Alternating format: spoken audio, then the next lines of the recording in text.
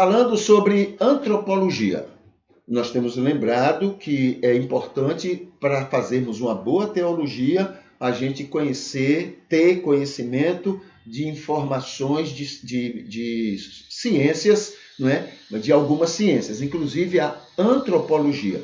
O que ela tem estudado nos ajuda muito. Por que nos ajuda muito? Porque nós não temos acesso a Deus para conhecê-lo. Tudo é pela fé, é pela confiança, é algo que você não pode, não é, manusear. Então fica difícil você estudar, certo? Agora, como é que faço para estudar Deus? Então eu vou ver vestígios de Deus. E um dos grandes vestígios de Deus é o ser humano, é a criação dele. Né? O homem foi feito, o ser humano foi feito à imagem e semelhança de Deus, pronto. Então, se eu estudo o ser humano, eu tenho grandes possibilidades de conhecer Deus. E eu lembro sempre que a arqueologia, ela faz assim, para conhecer a cultura, né, de um povo, de um determinado povo, ela não precisa ir lá viver com aquele povo, mas só em ela ter acesso, né, à arqueologia, ter acesso à cerâmica, ao ambiente, ao local onde aquela cultura se desenvolveu, só esse contato já dá para ela ter muitas informações sobre aquela cultura. É a mesma coisa, então, em relação a Deus. Nos conhecendo melhor, a gente conhece melhor a Deus. Tá bom? Então, a antropologia nos auxilia nisso. E aí, falando sobre a antropologia, nós temos aqui o seguinte: divisões e campo. A divisão clássica da antropologia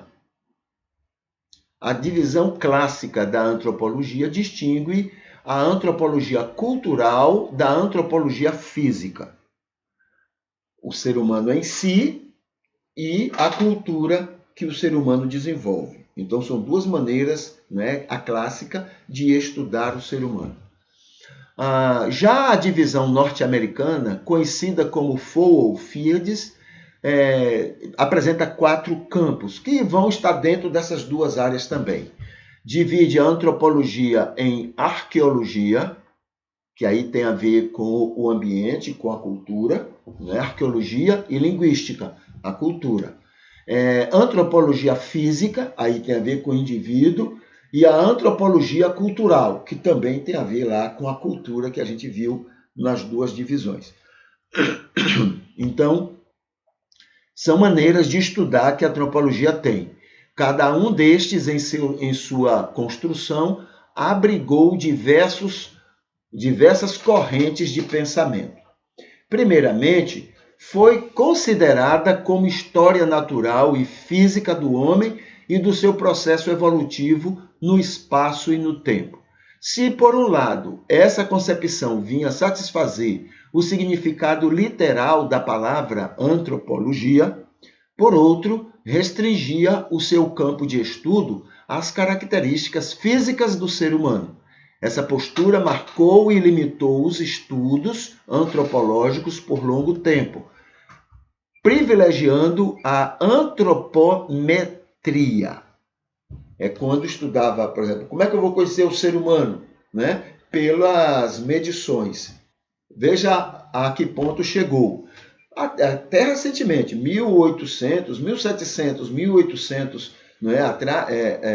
Nos anos 1800, eles mediam o tamanho da cabeça e descobriram, né, ou criaram, que o diâmetro, né, da cabeça de um escravo mostrava que tipo de pessoa era aquela, limitada, né, cheia de defeitos, enquanto que outras cabeças eram maiores. Isso ocorreu aqui no Brasil, né? Eu estava estudando sobre não sei o que Rodrigues, Lima Rodrigues, tem um baiano desse, né, que foi importante aí no passado, e ele foi um escravagista, né, um médico, inclusive, lá em Salvador, e era escravagista. Então ele tinha a ideia, ele estudava, por que esses nasceram para ser escravos?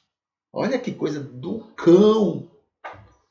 do cão. Provavelmente estudava isso durante a semana e domingo ia cultuar, ó Deus, eu te amo, essas coisas que a gente faz, né? Então, vamos ver aqui. Essa postura marcou e limitou os estudos antropológicos por longo tempo, privilegiando a antropometria, ciência que trata das mensurações das propriedades físicas do ser humano. Entendeu? Então, a antropologia já foi aquilo lá.